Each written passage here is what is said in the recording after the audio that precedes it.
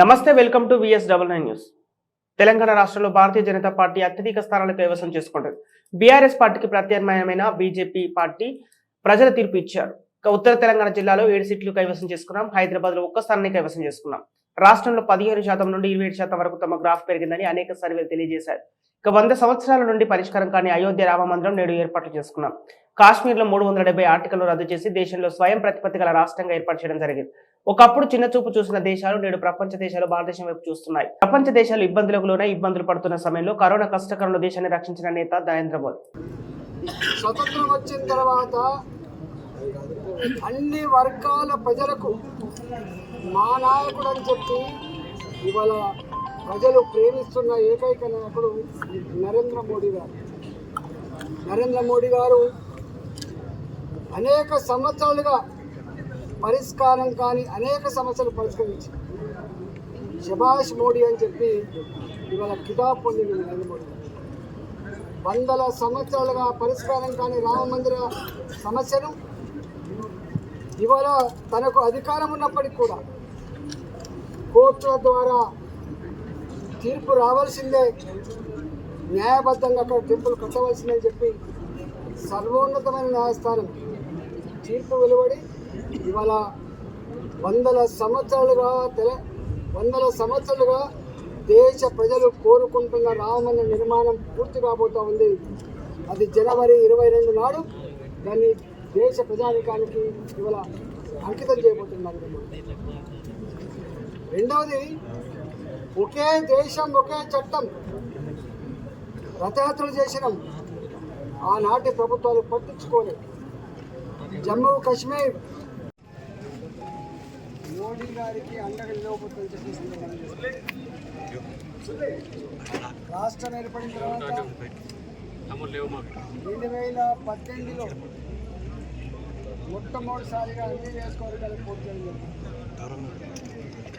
ఆనాడు ఒకే సీటు గెలుచుకున్న భారతీయ జనతా పార్టీ 6.8% ఓట్లు సాధించిన భారతీయ జనతా పార్టీ 4 నెలల కాలంలోనే ఏప్రిల్లో జరిగినటువంటి పార్లమెంట్ ఎన్నికలలో 4 పార్లమెంటు సీట్లు గెలిచి మహబూబ్ నగర్ లాంటి పార్లమెంట్ సీటు కూడా అతి తక్కువ మెజార్టీతో కోల్పోయి ఈ రాష్ట్రంలో ప్రత్యామ్నాయం భారతీయ జనతా పార్టీ మాత్రమే అని చెప్పి ఆనాడు తీర్పిచ్చింది.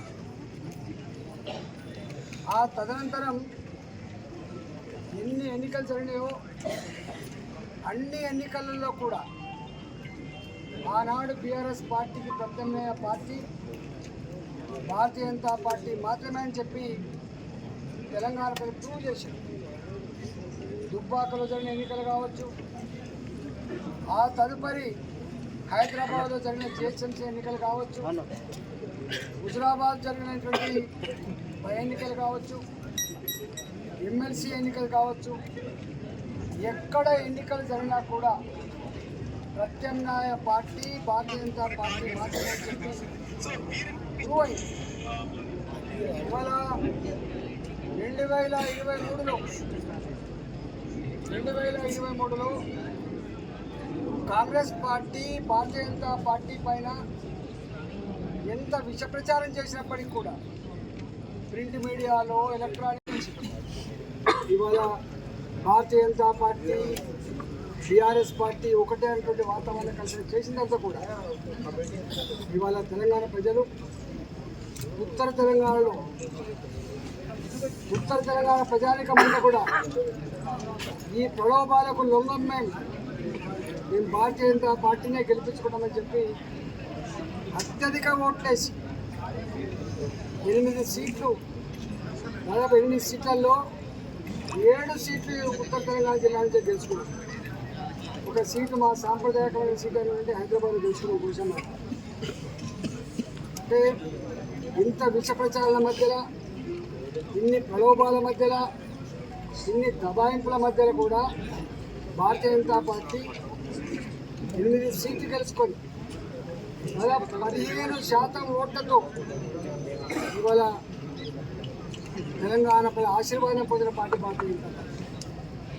మొన్నటి ఎన్నికల్లో స్పష్టంగా ఎక్కడ ఓటు వేయడానికి ప్రజలు పోయినప్పటికీ కూడా ఈ ఎన్నికలు చిన్న ఎన్నికలట కదా, ఈ ఎన్నికలు రాష్ట్రానికి సంబంధించినట కదా, మళ్ళా వచ్చే ఎన్నికలు పెద్ద ఎన్నికలట కదా, మోడీ గారి ఎన్నికలట కదా, వచ్చేసారి మాత్రం ఏ పార్టీతో సంబంధం లేకుండా ఇవాళ మేము కాంగ్రెస్ పార్టీకి ఓటేస్తుండొచ్చు, ఇవాళ బీఆర్ఎస్ పార్టీకి ఓటేస్తుండొచ్చు, కానీ 2024 ఏప్రిల్ మాసంలో జరిగే ఎన్నికల్లో తప్పకుండా మా అందరి ఓట్లు భారతీయ జనతా పార్టీకి మాత్రమే ఇస్తాం, నరేంద్ర మోడీ గారిని మాత్రమే ఆశీర్దిస్తామని చెప్పి ఘంటాపదంగా చెప్పారు.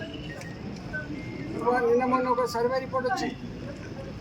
15% ఓట్లు పొందిన భారతీయ జనతా పార్టీ ఇవాళ 27% ఓట్లు వస్తూ ఉన్నాయి. ఇవాళ ఈ తక్కువ కాలంలోనే ఎన్నికలు ప్రకటించకముందే, షెడ్యూల్ రాకముందే ఇవాళ 27% ఓట్లు వచ్చాయని చెప్పి ఇవాళ సర్వే రిపోర్ట్ చెప్తున్నారు. ఇవాళ దేశంలో నరేంద్ర మోడీ గారి వాగ్దాటి కోసం, నరేంద్ర మోడీ గారు విజిబిలిటీతో ప్రజలు, దేశ ప్రజానికమంతా ఓట్లు వేయట్లేదు. కశ్మీర్ నుంచి మొదలుపెట్టి కన్యాకుమారి